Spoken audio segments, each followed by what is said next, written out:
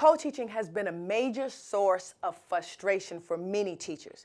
Co-teaching really talks about the team of general ed and special education teachers who work together collaboratively in a general ed classroom environment.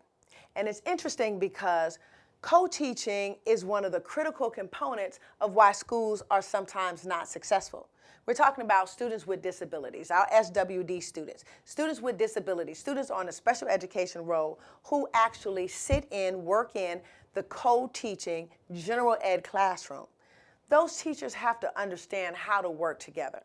So we've developed here at Read, Write, Rhyme Educational Services a co-teaching matrix. Our co-teaching matrix really focuses on 4 critical elements. It works on the development of the relationship between the general ed teacher and the special education teacher because it's all about relationship. It looks at the co-teaching approaches, really making sure that teachers understand the different approaches, specifically the ones that reduce the student-teacher ratio. So we look at all of those different co-teaching approaches and we help them understand when and how to use the appropriate co-teaching approach. The third thing we do is develop, if necessary, the content knowledge of the special education teacher. If I'm a special education teacher and I'm working with a general education teacher in a chemistry classroom, and I don't know any chemistry, that could be a great source of frustration for me.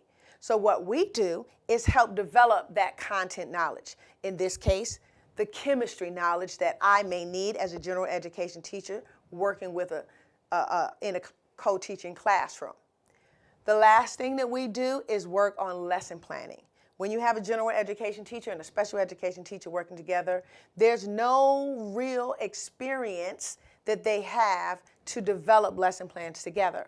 So we sit down with those teachers and we teach them how to develop the most effective lesson plans, where their lesson plan defines the role.